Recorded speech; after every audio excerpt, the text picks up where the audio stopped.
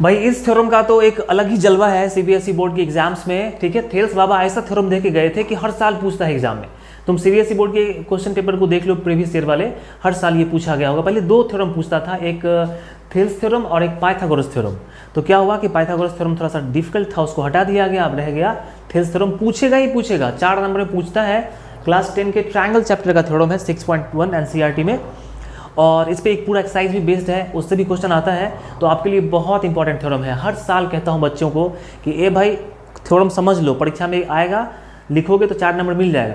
Sir यादें कर लेंगे, अब जाता है एग्जाम दे के आया, पूछे के लिखा था सर रास्ते में भूल गए। भाई तो याद करोगे तो भूलोगे ही, याद नहीं करना है, क्या करना है, समझना है। अभी समझा रहा हूँ, बिल्कुल आसान है, जो कुछ तुम पहले पढ़ चुके हो उसी को रिकॉल कर लेना है, थ्योरम समझ में आ जाएगा, ठीक है। तो थ्योरम क्या कहता है, इसी को बीपीटी भी बोलते हैं, बेसिक प्रोपोर्शनलिटी थ्योरम, इसी को थेल्स थ्योरम बोलते हैं, थेल्स बाबा का दिया थ्योरम है। थ्योरम कहता है कि if a line drawn parallel to one side of a triangle to intersect the other two sides at distinct point, the other two sides are divided in the same ratio. मैं सामने देख रहा हूँ क्योंकि सामने भी स्क्रीन लगा हुआ है। तो थेल्स साहब क्या कहते हैं कि देखो अगर कोई ट्रायंगल है, ठीक है, इसमें किसी एक साइड के पैरेलल में एक लाइन खींचा जाए, ठीक है। तो मैंने सोचा कि बीसी के पैरेलल में लाइन खींचते हैं। बीसी के पैरेलल में मैंने एक लाइन खींच दिया ऐसे पी क्यू, जो बाकी दो साइड्स मतलब ए बी और ए सी को दो डिस्टिंक्ट पॉइंट पी और क्यू पे इंटरसेक्ट करता है। तो थेल्स बाबा कहते हैं कि तब ये जो दोनों साइड है ये इक्वल प्रोपोर्शन में डिवाइड हो जाएगा। कहने का मतलब ये कि ए पी और पी बी का जो रेशियो होगा वही रेशियो ए क्यू और क्यू सी का होगा, मतलब A P by P B equal to A Q by Q C. ये मेरे को प्रूव करना है, ठीक है। अब एग्जाम में जब तुमसे थ्योरम पूछेगा तो ऐसे थोड़ी लिख दोगे, थ्योरम लिखने का तरीका होता है, ठीक है, अच्छे तरीके से थ्योरम लिखा जाता है। तो कहाँ से शुरुआत करना है, कहाँ पे ख़त्म करना है, सब कुछ देखेंगे, ठीक। सबसे पहले कि आपको क्या दिया है, ठीक है, वो लिखना है। ऐसा मत लिखना कि ऊपर वाले का दिया हुआ सब कुछ है, ऐसा मत लिख देना, तुम्हारे पास जो है वही लिखना। शुरू करें, यहाँ से दिख रहा है आपको, चलो ठीक है। गिवन, शुरू कहाँ से करेंगे, गिवन से। क्या दिया हुआ है मेरे पास, दिया हुआ है एक ट्रायंगल ABC जिसमें PQ पैरेलल BC दिया हुआ है। तो क्या लिखेंगे, गिवन ए ट्रायंगल, ऐसे लिखो ना, शॉर्टकट में लिखो यार, कोई दिक्कत नहीं है। गिवन ए ट्रायंगल ABC इन विच PQ पैरेलल BC, ठीक है। ये बात तो लिख दिया, ये मेरे को दिया हुआ है। अब मेरे को प्रूफ क्या करना है ये लिखेंगे, ठीक है। जो दिया हुआ है वो लिख लिया, अब जो प्रूफ करना है वो लिखना है। तो प्रूफ क्या करना है, टू प्रूव। अब मेरे को प्रूफ करना है कि AP बाई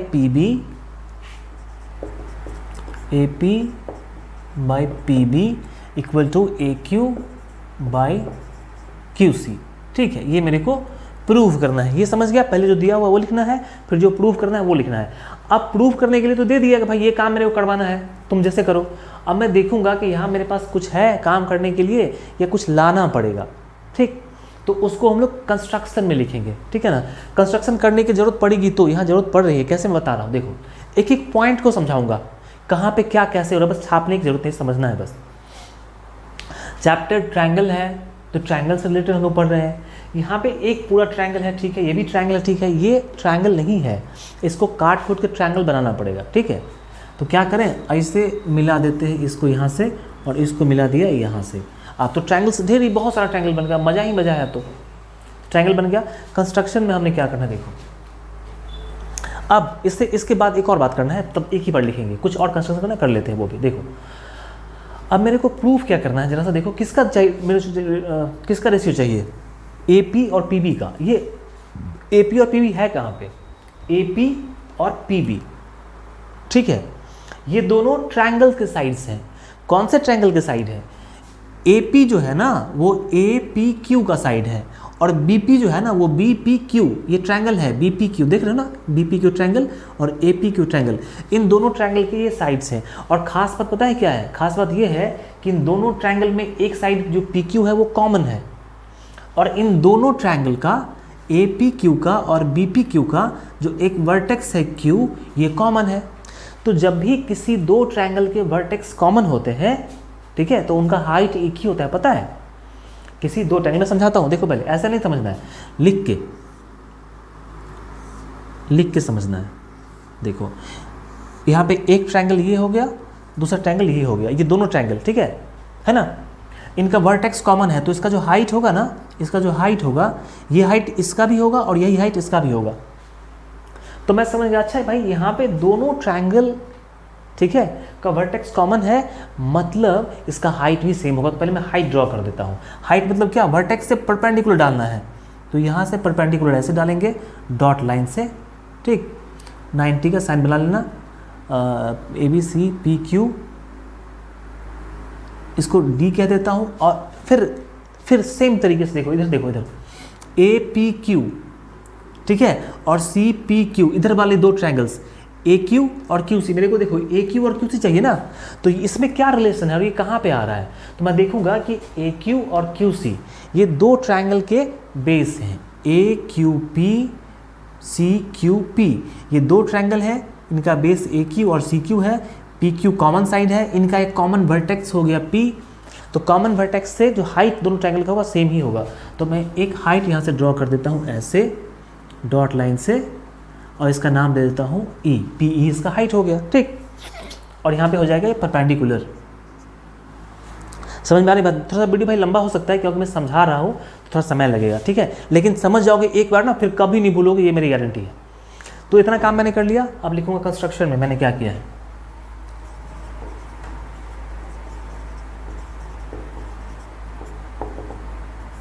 कंस्ट्रक्शन मैंने क्या किया है, मैंने BQ और PC को ज्वाइन किया है, तो क्या लिखेंगे, ज्वाइन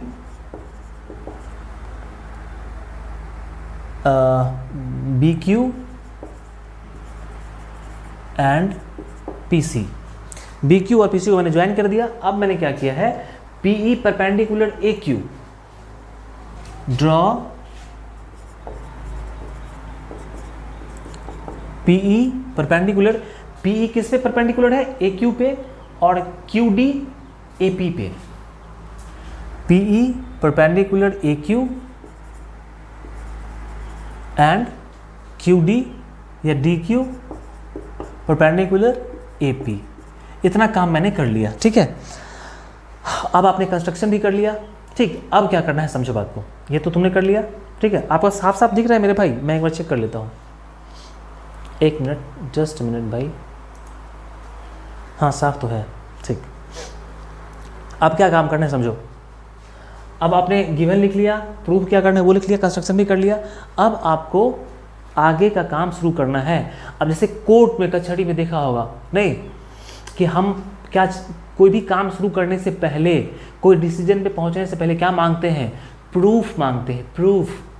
ये तो प्रूफ हो गया, जो आपको प्रूव करना है उसके लिए प्रूफ देना पड़ेगा। तो यहाँ पे हम क्या लिखेंगे भाई, प्रूफ। प्रूफ क्या है हमारे पास में, ठीक है। तो हमारे पास में प्रूफ है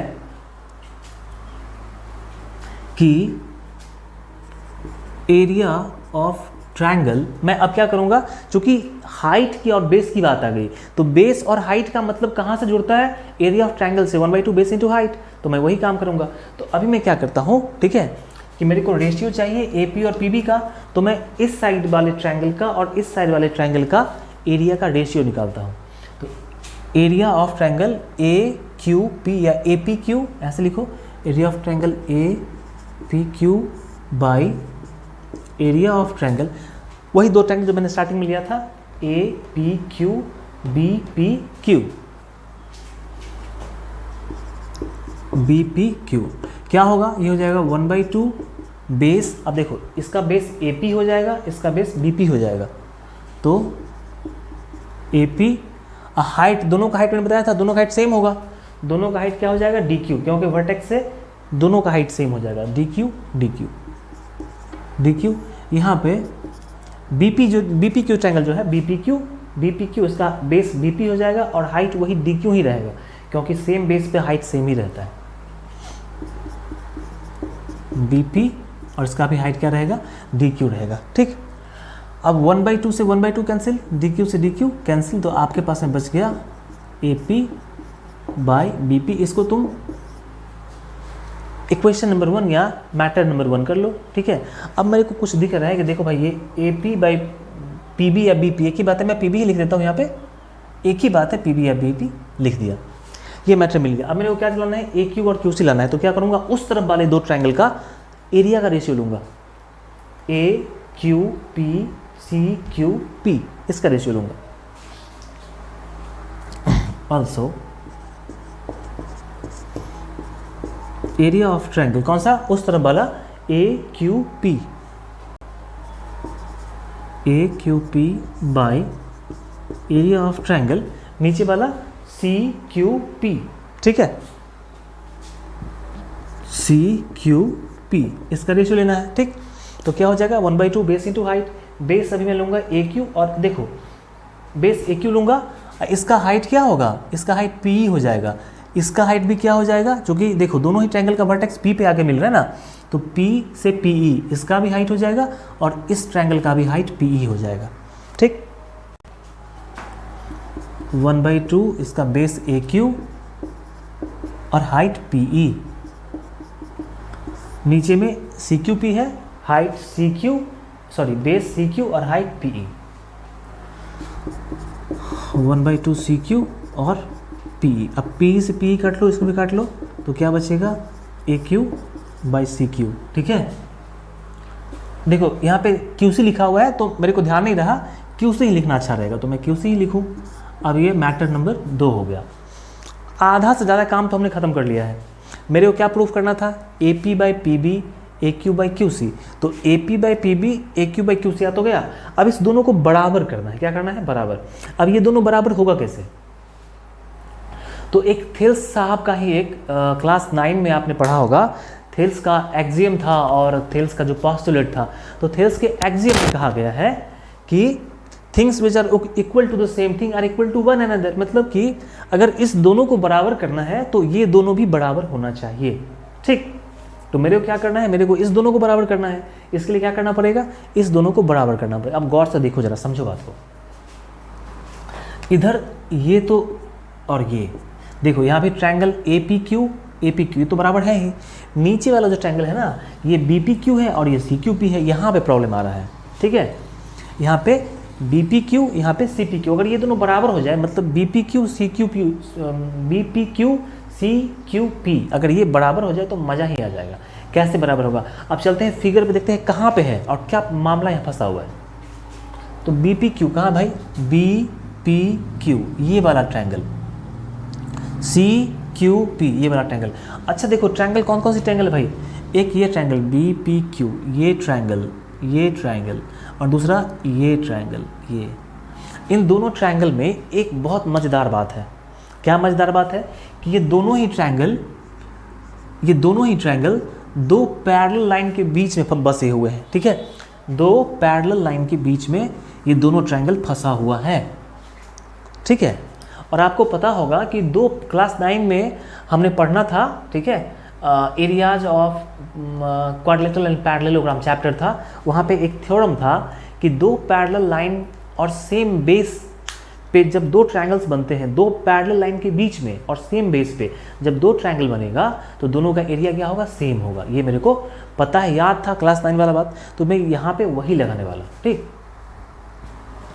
तो तुम गौर से देख पा रहे हो कि दोनों पैरेलल लाइन के बीच में और दोनों का बेस पी क्यू है, दोनों का बेस पी क्यू है। कैसे पता चलेगा, देखो यहाँ भी पी क्यू, सॉरी यहाँ पे देख सकते हो, हाँ यहाँ भी क्यू पी या पी क्यू, यहाँ भी पी क्यू, दोनों का बेस पी क्यू है, ठीक, और दोनों पैरेलल लाइन के बीच में है। तो यहाँ पे मैं एक सेंटेंस लिखूंगा,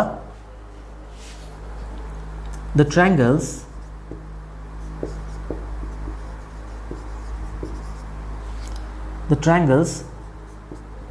BPQ, सीधे लिखो ना, ट्रायंगल्स ये मत लिखो यार, सीधा लिखते हैं। हेयर यहाँ पे ट्रायंगल BPQ एंड CQP, ठीक है, हैव कॉमन बेस कौन सा कॉमन बेस है, PQ कॉमन बेस है, दोनों का कॉमन बेस PQ है, ठीक है। BPQ CQP दोनों का कॉमन बेस है PQ, common base PQ and they lie between two parallel